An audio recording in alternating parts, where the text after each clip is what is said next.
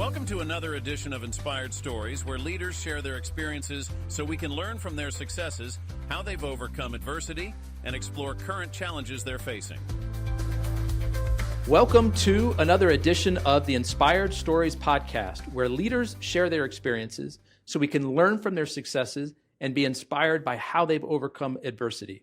My name is Anthony Codispoti, and today's guest is Jelena Pasic, founder and CEO of Harlem Shake, a fast casual restaurant that serves up burgers, shakes, and good times the Harlem way. We're going to hear about why community involvement and social responsibility are so important to Jelena and the Harlem Shake brand.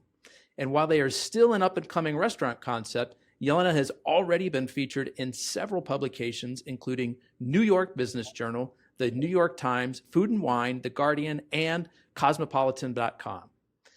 Before we get into the good stuff, today's episode is brought to you by my company, Add Back Benefits Agency, where we offer very specific and unique employee benefits that are both great for your team and fiscally optimized for your bottom line. One recent client was able to save over $900 per employee per year by implementing one of our proprietary programs. Results vary for each company, and some organizations may not be eligible. To find out if your company qualifies, contact us today at addbackbenefitsagency.com. Now, back to our guest today, the CEO and founder of Harlem Shake, Jelena. I appreciate you making the time to share your story today. Hi. Thank you for inviting me. Absolutely. I appreciate it. So I'm guessing a good place to start would be with a question that you probably hear a lot. How is it that a beautiful blonde immigrant comes to start a restaurant concept called Harlem Shake? How did that happen? Well, it was a whole process, and I would certainly say there were many moving bits and pieces that I had no idea were going to happen before I opened it. So maybe it was the hand of fate, God, or whatever you want to call it. But how it really started is by me actually attending gym in Harlem for about 9 years before I opened Harlem Shake. I used to have a family business in a nearby neighborhood that was a little bit uptown from Harlem, if you believe that exists, but it does. That was Washington Heights. And the nearest gym at that time, that was back in 2004, was the New York Sports Clubs on 125th Street. And me being an avid, workout fan, started, going to that gym like 2 to 3 times a week after work. And slowly meeting people, slowly making friends, slowly just being so impressed by the beautiful neighborhood, architecture, style, fashion, and everything that Harlem kind of has to show that you might not know from the get-go.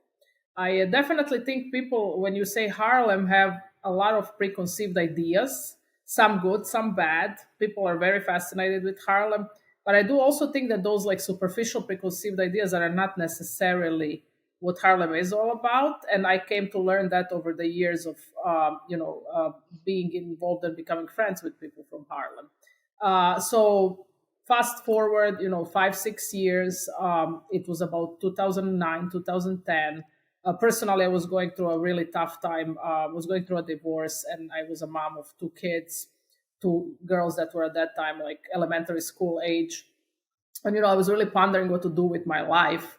I had the option of maybe working for someone. I was on a contract I knew that was expiring. We sold our businesses at that point at profit. And I had to stop and think like what I really want to do. And then I realized that I really want to move to Harlem or do something in Harlem, because that's sort of like where I was attracted to. I was just attracted by the neighborhood and by the people. And I felt more at home, so to speak, than in other places in New York City. I also realized I wanted to, start my own thing and continue my that entrepreneurship passion that I've always kind of had like hidden. But by that time, I honestly wasn't brave enough to like really open my wings and fly on my own. And that was I was in my late 30s. It was a moment of reckoning of what I'm gonna do, and I found a location through a friend who is a Harlem native. That was one of our first investors. And he connected me with the landlord, and the location was not on the market. I immediately thought this was going to be great. And then I met my other partners and my first investors, and quickly got to sign that lease. Before we even did that, I mean, I was looking around Harlem for probably 2 to 3 years, because we signed the lease in 2012. So while I was like preparing my entrepreneurial journey, I kept like looking slowly and scouting, and even thinking about like 2009, 2010. I didn't think it was ready yet economically. As you know, we were just outside of that like housing crisis. There was a recession going on, and Harlem had a few places that inspired me.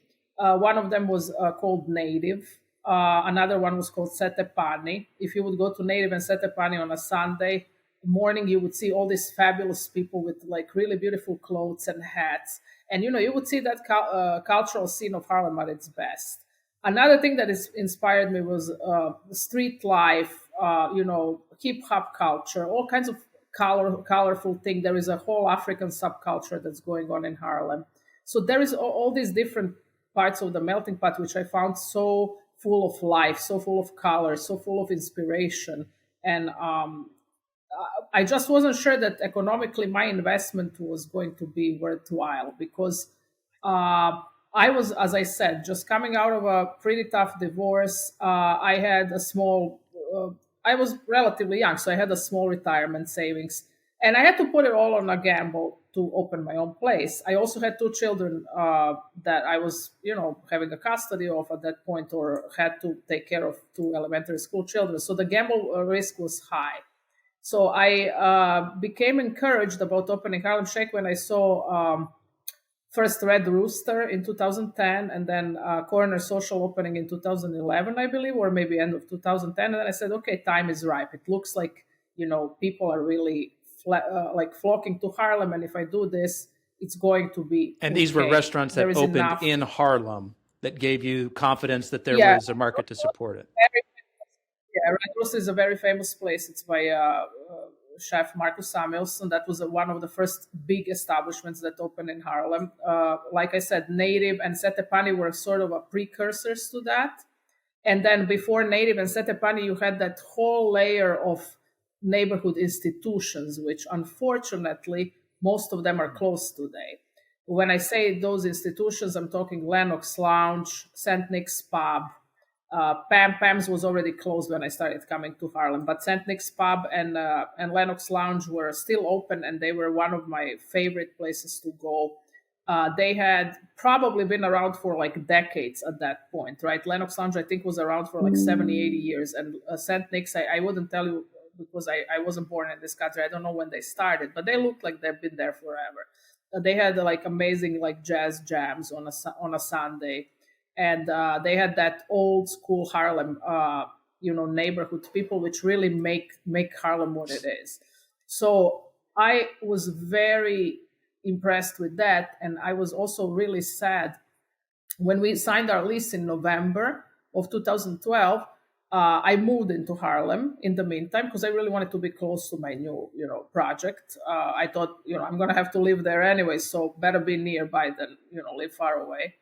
On a New Year's Day of 2013, I went for a New Year's Day walk, like at 9 o'clock in the morning. I was like very celebratorily walking from my apartment to my construction site and like taking in the sights of the new year, thinking how all these amazing things are ahead, only to come right across from my construction site was, from our construction site, Harlem Shake, was the Lennox Lounge, which someone ripped out completely overnight. So imagine my shock, like on a December 31st, I was, going home from the construction site, and I do apologize, my dog is making some noise.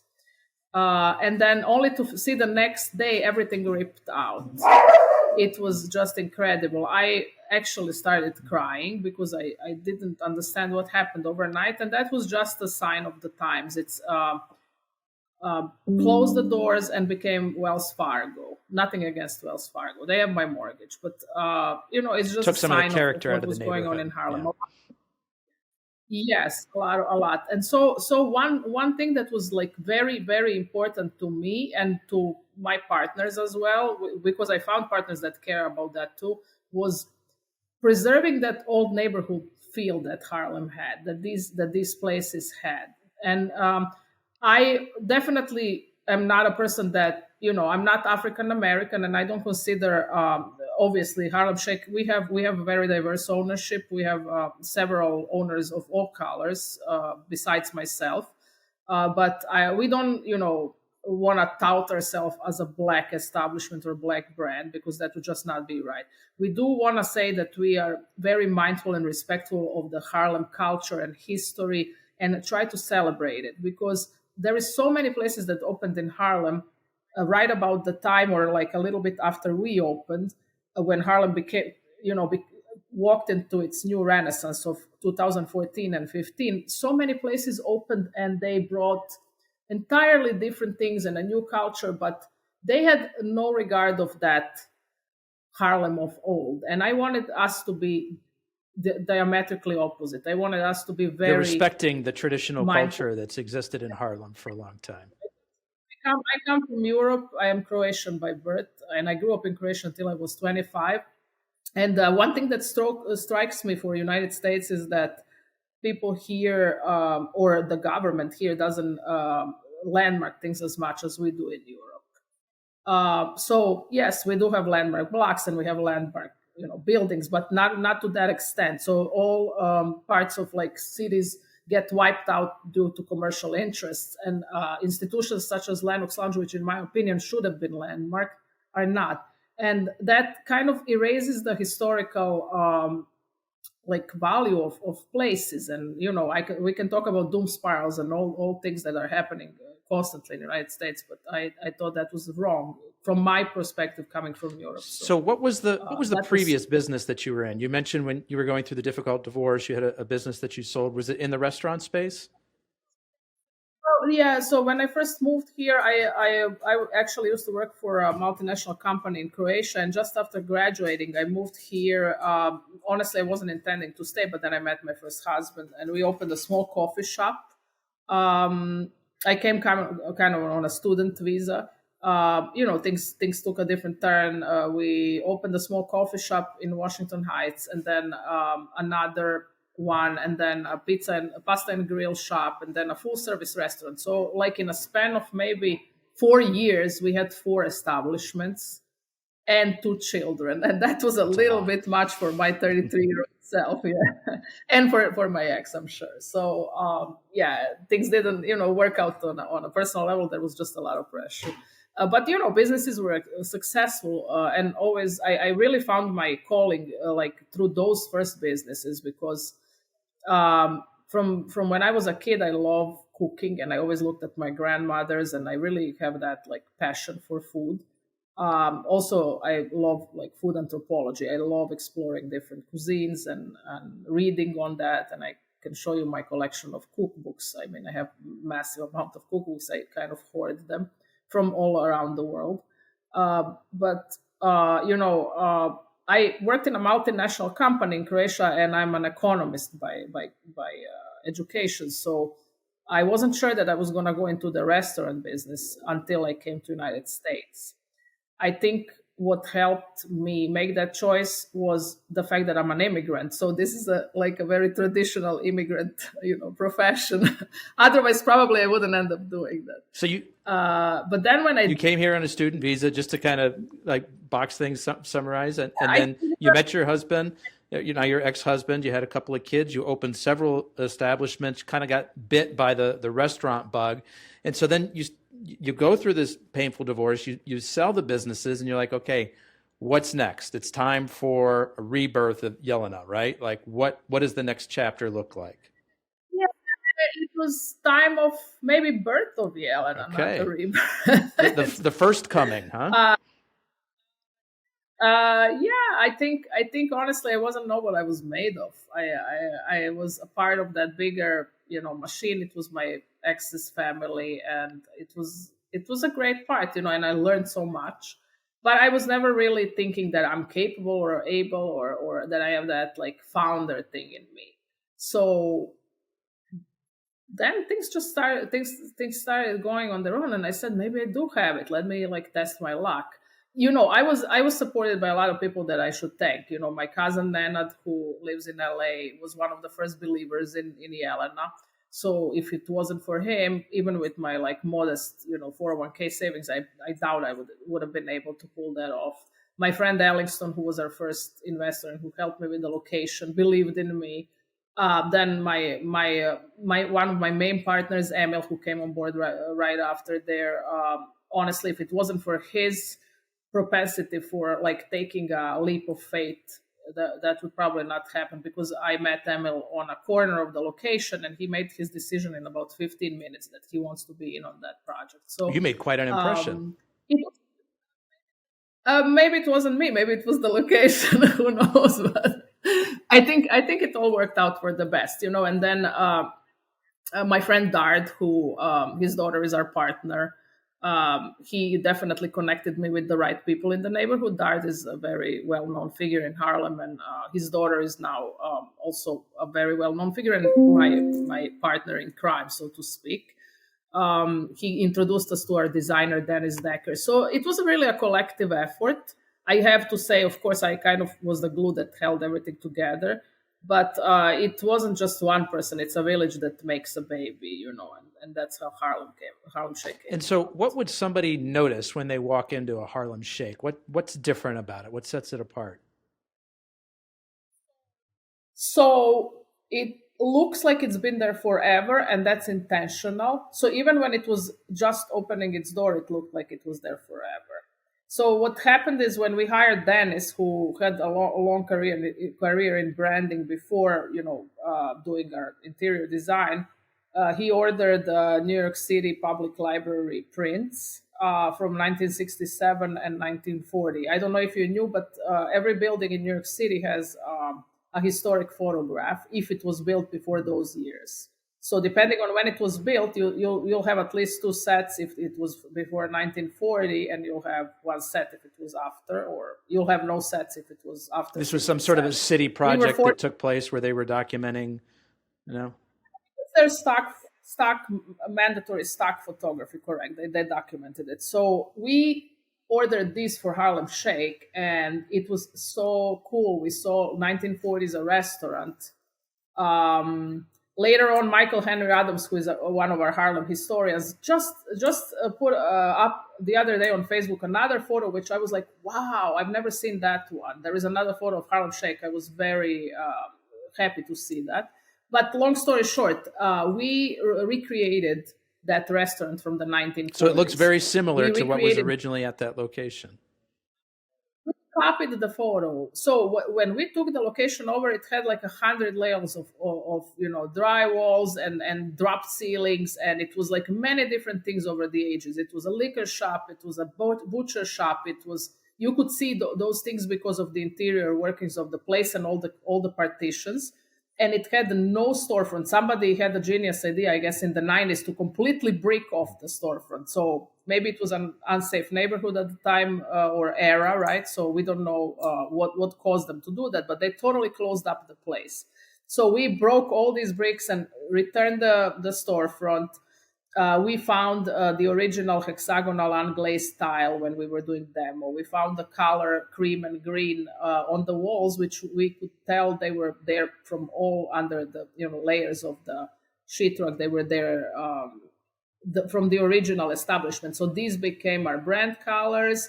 The floor became our brand floor, and the photograph became our inspiration. And the tin ceiling, we refurbished the original tin ceiling, which you can still see in the place. So place just, looks like it's been there forever. That's one thing that would be interesting. Another thing is that the idea was really genius. I think Dennis had a genius idea to create it as if mom and pop opened the place in the second half of 20th century. And as they opened the place, they didn't have much money. But as they made a little money here and a little money there, they would add elements of style. So you have like a Formica from the 60s. You have Miss Harlem Shake with an afro from the 70s.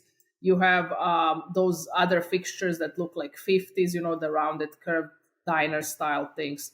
So all these things create a very unique ambience that's very recognizable. And I think we've been written up for so many of these things. For example, we've been written up in New York Times for our Jet magazine wall. So we have a biggest collection of Jet magazines in our bathroom that we were buying on eBay, like at all times of night. So that came out right in 2014, and of all things, we were written up for our, for our It was toilet. your bathroom.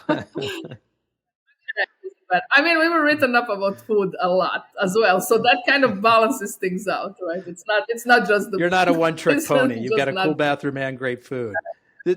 Tell me about the food. What's the cuisine like? What can people expect?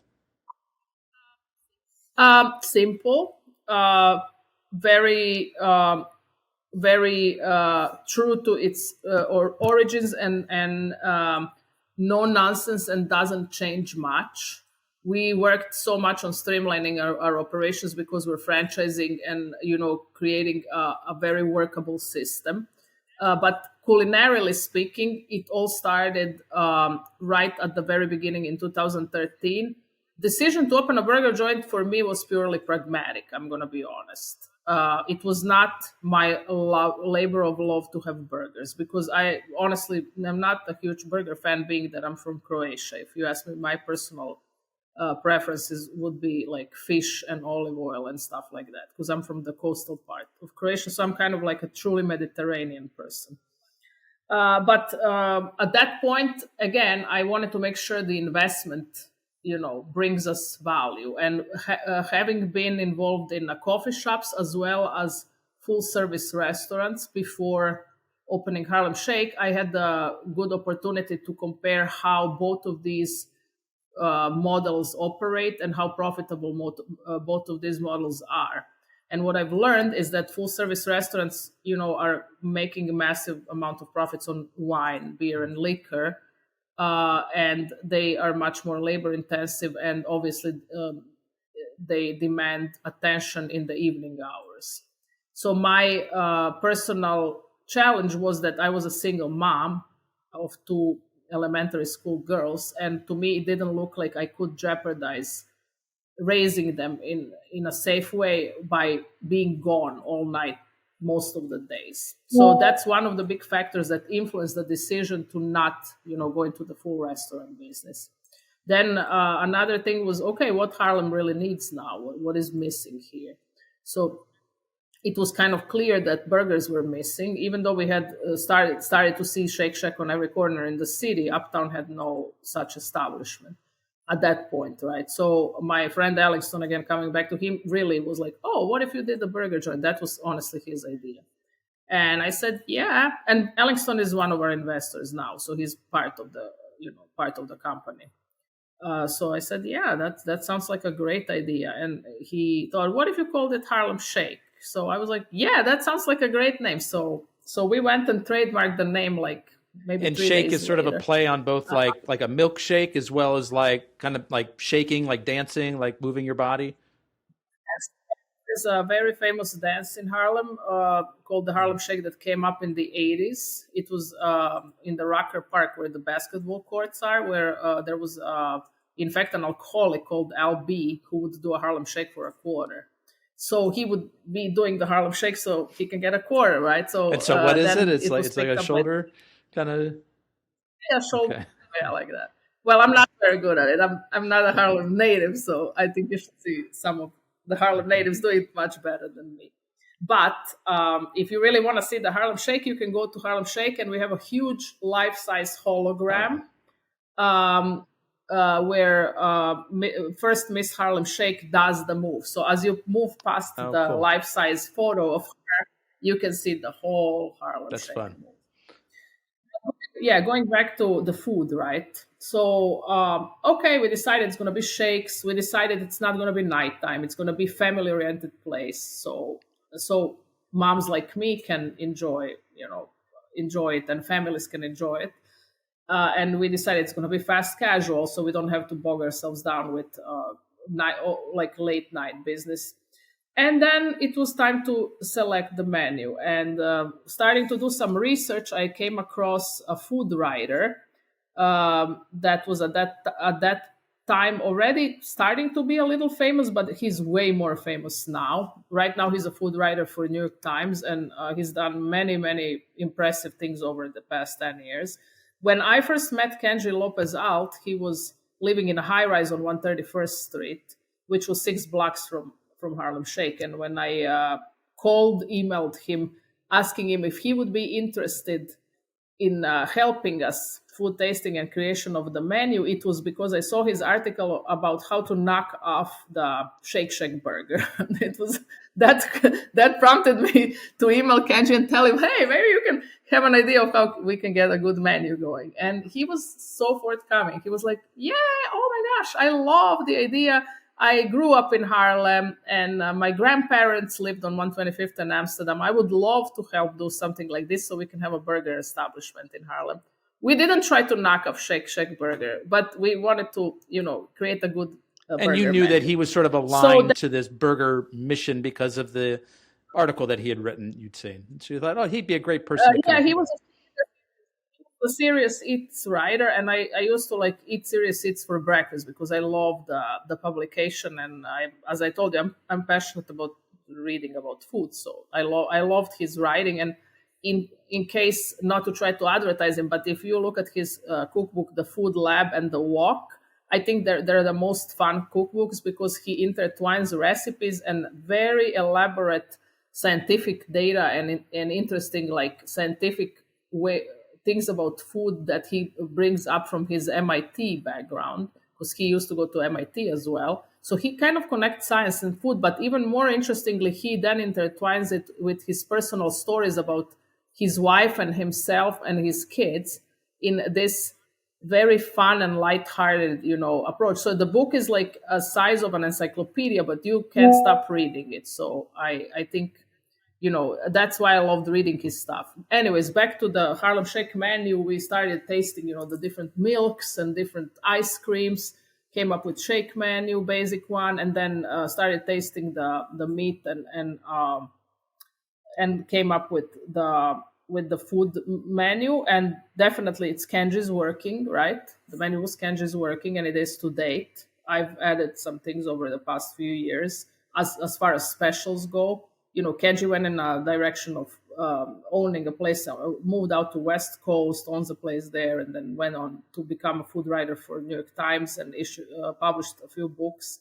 And he's a very famous, if you look at him on the internet, he's still very active in the food scene. But then, that was the food for Harlem Shake. Very important, fresh, never frozen. So our meat is from Patla Frida. We never compromise that. I believe when you find a winning recipe, it's necessary and important to stick with it and not change it too much. Because a lot of times I see people having restaurants and then get excited about over experimentation. I might be boring, but I think that consistency is always what creates iconic places, right? Customers know what they can expect. And of course, being true to the excellence, right? I think we were working on our company values a couple of weeks ago, and it was so great. We came up as a management team, and we said, let's reset our company values because we need to have, as we're going and growing the business now, we need to have a very solid, base of company values. We sort of never kind of wrote them out. And what I loved, the team said, oh, we're masters of our trade. We are passionate about excellence. Yeah, that can sound like a cliche, but actually, if you think about being masters of your trade and being passionate about excellence, matters when it comes to consistency and truly making simplicity be excellent. We are not a fancy place, so it's not going to be you're going to get a cloud of foam that some drips of rain are dripping from. I've seen a thing on Instagram. I really want to taste it, though. It sounds fantastic. There's a Michelin restaurant in Spain that does that. So the thing floats on top of your plate and the water drips into it. We're not that place. We're a simple place, but you can always expect that it's going to be fresh, never frozen, excellent, excellently prepared food, and that we're passionate about delivering that simple thing in the best way. And is it lunch possible. only? Do you have dinner as well? We do. We have, well, one thing is what we planned, and the other thing is what turned out to be. So we are super popular for, like, even on Fridays and Saturdays, we have late night till 2 a.m. We only have beer and wine. We're not a club. We're not trying to be one. We are seriously focused on our food, and the beer and wine is an accompaniment. We have a world-class frosé, which we also trademark. So frosé is our signature drink. We are open for lunch, and we're open for dinner and for late night. Before the pandemic, we were also open for breakfast. We have a great breakfast menu, but when we closed the breakfast during the pandemic, magically turns out that streamlining that kind of made us even more profitable. So at that point, we decided we're not gonna try to serve the community with the breakfast, even though I know a lot of people in the community appreciated a lot our breakfast. And we have a second location and a third location, so the hours differ a little bit in these. So three current locations, and what's the growth plan? What do you want to see happen with the brand here? Currently, we started franchising, so we're actively focusing on that, and we're in negotiations for several locations as well. We are not trying to grow fast and reckless. I am personally like risk avert. I as you can tell, I was scared to even open my own place. Yeah, I don't know if it's completely accurate to call yourself risk averse. I mean, you went from, and we're going to get back to this because I want to get into more of these details, but you went from a very challenging life situation to, well, you could have gone and gotten a job. That's not what you decided to do. You went out and decided to start a brand new business, a brand new restaurant. So there's a little bit of bravery in there. That's what I always tell every woman, that I love mentoring women, and I love mentoring like young women, especially, of course. I always tell them, like, you're scared, so what? Just do it scared. Just make sure one thing, make sure that you really think through without any emotions, what are you going to do? And make sure you learn on other, like, if you don't know what you're doing business wise, don't open a place. Make someone else pay for your education. Go work for them and learn there. Make sure that you find yourself a good school, quote unquote. So find a good place and learn there, because you don't want to be unprepared. You want to be prepared. You want to be business-wise prepared. You want to understand your business side. You want to be prepared in terms of your trade, whatever trade that is. And you want to be prepared as a leader. Once you hone down on these three, then you're scared, yeah, so everybody else is also scared. Just go and do it. And you were able to get that education from the experiences that you had with your now ex-husband in the different restaurant concepts that you opened up. That was kind of your education process? A part of it. I mean, I also am, economist by trade, so I was a pretty good student. And then I also worked in Procter and Gamble, which is a multinational company that taught me a lot. I worked there while I was like just kind of on a parallel. I had to actually work for my tuition. I wasn't like, I don't come from I come from humble roots, so to speak. So I put myself through college by working, and I was going to college part-time and working part-time in the latter part of my education. So my third and fourth year I worked full-time, and I also went to college. But my work full-time for Procter and Gamble obviously I think taught me more than the college itself. Because Procter & Gamble is a company with such an excellence in how they execute on things, and teaching you about how to be a business person, sales, teaching you the self-discipline, deadlines, delivering on time. All these things, honestly, I learned from them, not from the college or from my entrepreneurial experience. That's why I'm saying, like, my advice, or when I mentor women, I say prepare yourself.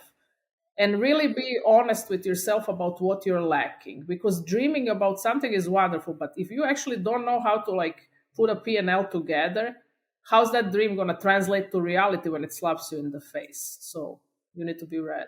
And I think that's great. Like you were able to draw from your own previous experiences, and now you're able to sort of be that inspiration and that mentor to other young women who are trying to pursue their own entrepreneurial dreams. That's something that must be pretty fulfilling for you. I love, I love promoting not only women, but also I love growing people.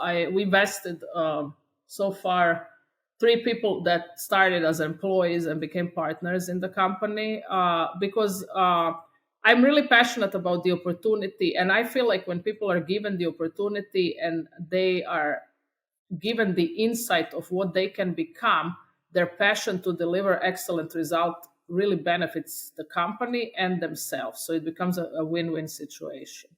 A lot of people sometimes don't feel like so comfortable sharing their business results or their growth things with all of their team. I am a big proponent of doing that, because if they're gonna leave, they're gonna leave anyways. You can't force people to stay with you. You need to provide value for them to have a reason to stay with you. And that's why I think we are lucky that we have people that have been with us for the whole 11 years and grew into positions from a cashier to district manager, or from a line cook to a store manager, and partners, and kind of learned a lot of these skills along the way. Obviously, at one point of your growth, you need people who will be professional, that are brought into the concept. You can't just organically grow everyone. But we always try to really incorporate and grow people within the company. That's one big part of our company culture. Let's go back to the franchise opportunity. What more can you say about that? Are there other locations that are coming that you can talk about? So we just started doing the franchise sales about 6 months ago. We currently are in talks. I can't be precise, but we are open for markets. We have a lot of territories available: New York tri-state area, Pennsylvania, South Florida metro, Miami metro area.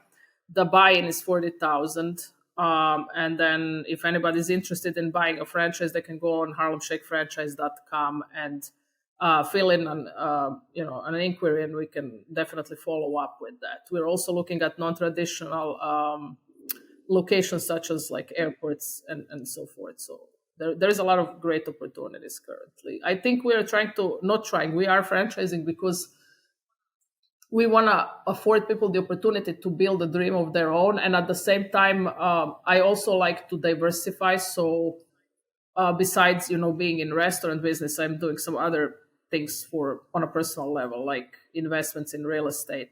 And I want to free up a little bit more of my time so I can sort of tackle, So are you taking a little step back from Harlem Shake, or?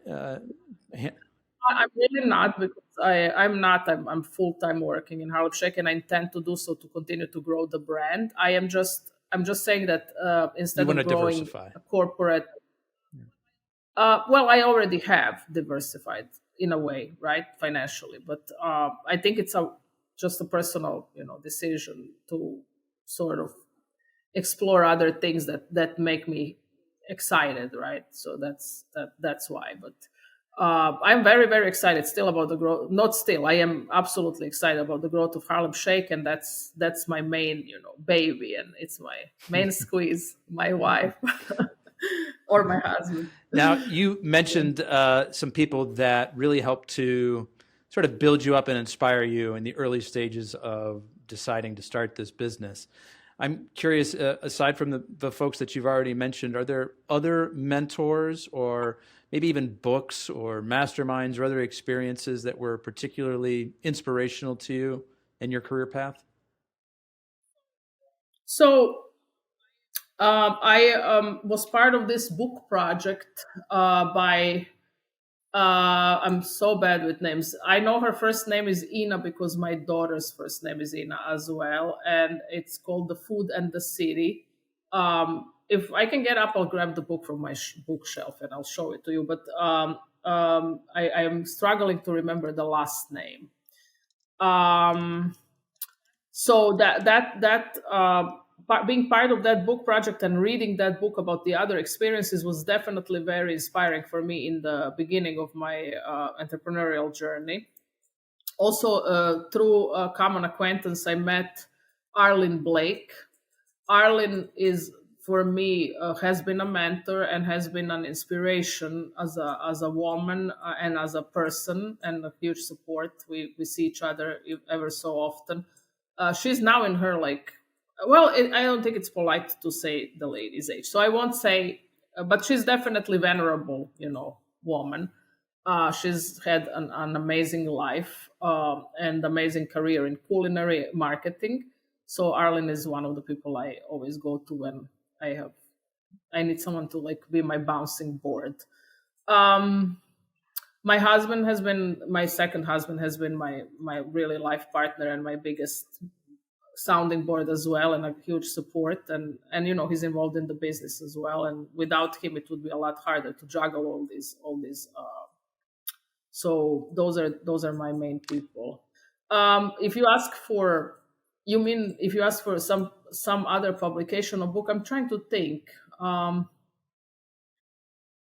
No, not nothing particular that strikes my mind. I'm a person of faith. I always feel like being in tune with like God and what God tells me is a big thing for me. I'm not trying to like push my faith on anyone, but I think if it wasn't for that, I don't know if I would have came as far as I do.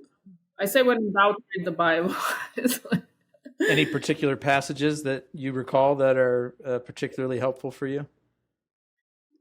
The Proverbs 31 is on my Instagram profile, and it really got me going in my darkest moments. It's let me pull it up. I'll tell you exactly what's the verses. And while you're finding that, Food in the City, the author's name is Ina Yalof. Yalof, yes, Ina Yalof. True. It is Proverbs 31:16-30. That is. She considers a field and buys it. Out of earnings, she plants a vineyard. Is this the one? Yeah. Yep. She sets about her work vigorously. Her arms are strong for her tasks. She sees that her trading is profitable, and her lamp does not go out at night. In her hand, she holds the distaff and grasps the spindle with her fingers. Yeah. Yeah, and then it goes on. It's basically what I found to be like inspiration for what I should do with my life. So. That's great. Yeah. What are some interests that you have outside of work? Passions, hobbies? Oh, I have a lot of interests, passions, and hobbies. I love skiing. I love scuba diving. I love sailing. I love cooking. I plant a garden. I love herbs. I love my children, my 3 daughters. Now I have 3. I really love traveling. Obviously, I've traveled to many places. I always try to travel whenever I can, see new things. Those would be my interests. Philanthropy, people. I love giving to causes that mean something to me. Which causes? What's close to your heart?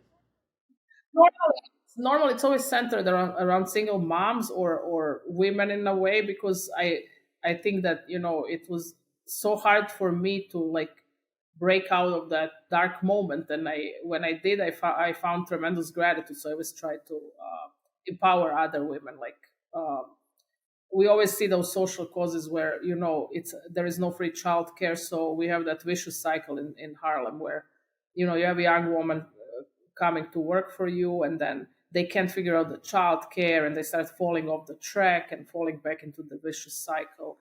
And that's something always that kind of really makes me upset, because it's really stunting the growth. It's just an unfair, But I don't want to pound on that. We know that's a societal problem. What I like to contribute to is we did now we're doing through Miss Harlem Shake 2024, which is our charitable annual event. So every year we elect Miss or Mr. Harlem Shake in Harlem Shake. And what that is, it's a competition where anybody who is from Harlem can participate. It's not a beauty pageant, and it has nothing to do with beauty. It has to do with, being your true authentic self from Harlem and having a cause that you care about. It's really our way to contribute to these causes. So when we select or elect our Mr. and Miss Harlem Shake, they have a nonprofit they care about, and then we contribute to that nonprofit. We first write them a $1,000 check, but then also we, throughout that year of their reign, have different ways of supporting them. So, for example, this year, our Miss Harlem Shake 2024, her nonprofit was Young Lives Manhattan, and that's a nonprofit that helps single teen parents, whether women or men. In most cases, they're women, but they can be also single teen dads. So that was a nonprofit. We were doing a lot of, optional opportunity for customers to give to, and we gave to this during 2 to 3 fundraisers this past year. Now our Miss Harlem Shake 2023, same one. She's going on this amazing journey. She's a pediatric nurse. She's a maternity nurse. So she decided to go on this amazing journey to African countries, and she is going to like 5 different countries and providing free maternity care and supplies for those understaffed and under-resourced hospitals. She has a fundraiser on GoFundMe, and currently we are going to be raising for that fundraiser now through, I think, Mother's Day, which is our 11th anniversary. So every customer shopping in Harlem Shake, either online or in person, can contribute to that. Also, I personally helped a little bit with that, and then we are gonna make this part of our Meet the Contestants for Miss Harlem Shake 2024, so we can support that journey of hers. She's trying to raise $20,000. I think she's so far raised $6,000, and I'm very excited to see if we can help, bring that up, because her pictures and her stuff from Instagram showing, her help in the maternity wards in like Togo or Ghana are so tremendous, and I think what she's doing is amazing. So normally, my passions go to like moms, women, single. We'll be moms. sure to share that GoFundMe link with us. We'll put it in the show notes for everybody. Yeah, that would be amazing. I'd be curious to hear what words of encouragement, words of advice that you have for young struggling mother, maybe who is in a similar situation as yours. Like, I think we touched on this a little bit in the pre-interview. I would suspect that, people look at a successful business owner and they think, well, that person's got it all put together. They have all the answers. They were just born this way. Everything comes easy to them. And they don't understand, sort of the real person behind the scenes that, everybody struggles. Everybody goes through hard times. And being able to break through and overcome those things is what, really helps to set us apart. What can you share from your story that might be helpful for others? This is a very difficult question, because I think there are many things that you would want to share with a person like that. And it's kind of hard to put them in order of importance, but I think it's necessary. So first and foremost, I think the first and foremost is do not lose your faith and do not lose your self-love. Your past doesn't define your future or your present. There is no reason to dwell over your past, cry over it, and feel shame over it. Let it like reconcile with whatever holds you down and really put it on the shelf. But make sure you clean that past and draw a clear line and make a true decision that you are going to improve yourself and everybody else around you in the process. I think that's the fundamental, right? Because if you don't have that straight, that kind of comes back to bite you in the back later.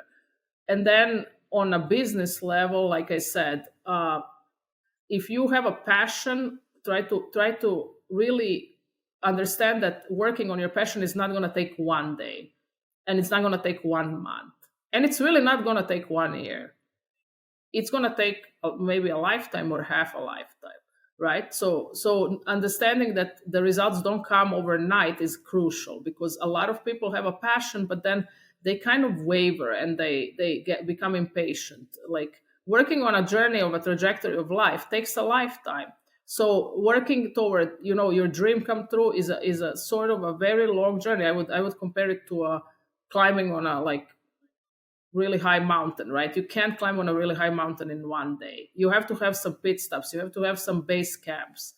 Try to understand and map out your way. Have a vision board, which sounds cliche again, but what is a vision board? Is where you want to be really in 20 years.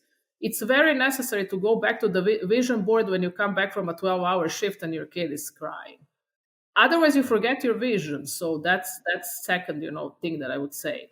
And then map out your journey, map out that climb to the mountain, map where your base camps are. What are the things that you're weak on? Be honest with yourself about your weaknesses, journal them, write them out, and make a reasonable way how you can work on them, so you can turn them into at least, neutral or your strengths. Because no one is perfect. Everyone has weaknesses, right? So we all need to learn something, and that doesn't take a day.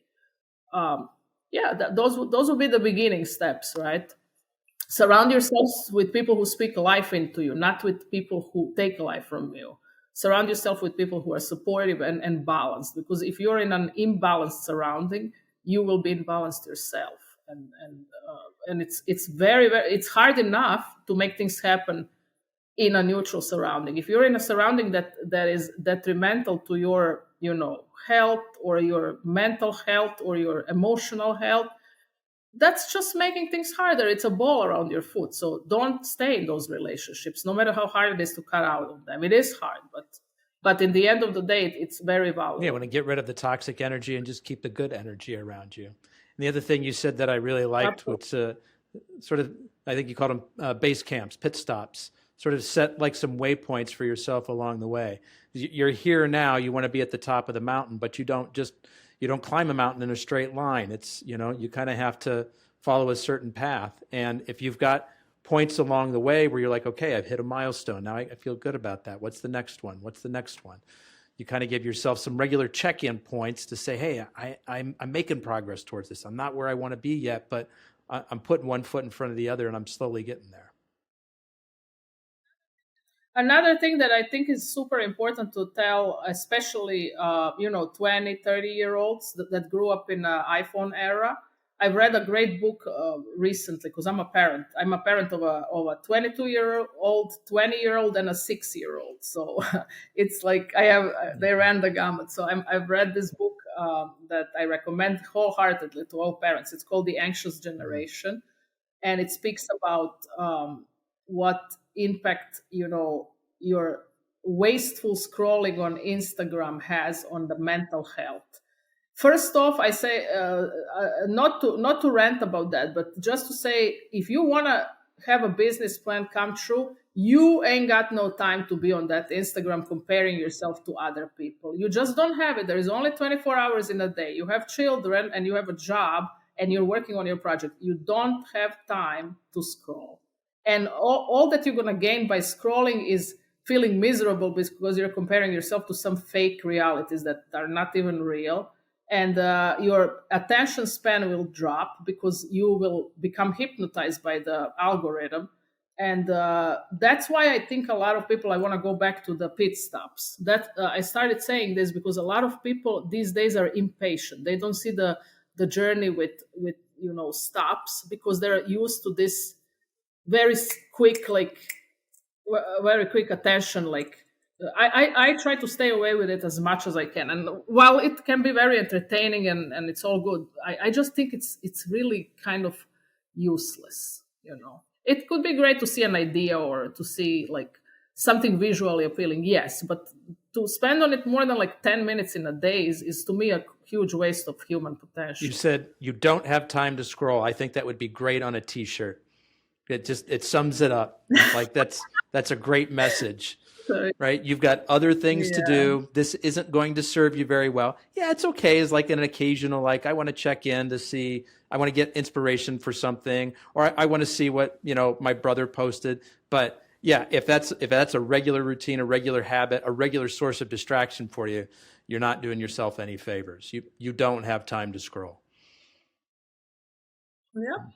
Also clean what comes into your feed, you're not only what you eat, you're also what you see and what you are exposed to. So who's knocking on that back door of your iPhone, and who's coming in? Who are you letting in? Because everything you let in unconsciously really shapes who you become after a while. It's like letting a drip of water, dripping on the stone and, creating a hole after a while. So a lot of people don't think about it. Slow burn. I believe right now the conscientious is growing better lately, so that makes me hopeful. Jelena, what's something fun or interesting that most people don't know about you? I speak fluent Spanish. Okay. Is that fun? yeah. Oh, that's what else? I skipped second grade in school. Um, I was Miss Alpe Adria 2000. I don't even remember what year. I don't want to say it. And how does one earn Yeah. that honor? I think I applied in high school because a friend recommended me, and it was just a local, like regional Okay. pageant, so it was nothing important. But it's you said you want That is something fun. fun. And So is don't skipping think- second grade. no, no, no. And how did you become fluent in Spanish? Were you traveling a lot? Um, I think in the restaurant kitchens, I first learned those basics. I mean, it helps also. I'm a 1/4 Italian because my grandma was Italian, so I spoke Italian when I was little. But then Spanish is so similar, right? And then when I married my husband, who is Mexican, obviously he listens and speaks a lot of Spanish at home, so I kind of built on that. That makes sense. Yeah, I also am a cave diver. That's what I love. A cave diver. So is that like free diving, like no assisted breathing, or? Oh no, it's with bottles, but it's in caves, so it's a little more dangerous because there is really no way to get out if you don't. You say it's know your with stuff. what? It's with bottles? I mean, it's a real Okay. scuba diving. It's Got a it. scuba diving. It's not breath diving. And what's the attraction I- to cave diving? What do you find in there? Just like coral? Is there different kinds of fish that you? It's really the play of light and like if you dive in cenotes, or there is a really nice sinkhole in the Bahamas. It's the most outlandish and most gorgeous place I've ever seen of all places. Like it just looks like you're in a different universe completely. It's like a lot of play of light and different plants that you see, and it's very surreal. That's neat. Jelena, I just have one more question for you. But before I ask it, I want to point people to the best way to get in touch with you. They're inspired by your story. Maybe they're interested in a franchise. What's the best way for people to connect with you? LinkedIn is fine. Also, they can always reach me through my email, jpasic@harlemshake.com. And we'll include those resources in the show notes for everybody. Okay, last question. Where do you see your business evolving in the next 5 years? What would you like to see happen? I'd like to see us sell a lot of franchises and grow on a national level and grow internationally, possibly, because we do have a lot of tourists that are always very excited about Harlem Shake. So I see us, maybe in Europe or Dubai. Oh, you see exporting this concept overseas as well? On a limited level, not necessarily, blanketing the earth. That's not the ambition. But I think certain places where they have that recognition of Harlem brand, that would be a great addition. Perfect. Yes. Jelena, thank you so much for sharing your story with us today. I really appreciate it. Anthony, thank you so much for having me. I hope you enjoyed our conversation. Very much so. Folks, that's a wrap on another episode of the Inspired Stories podcast. Thanks for learning with us today.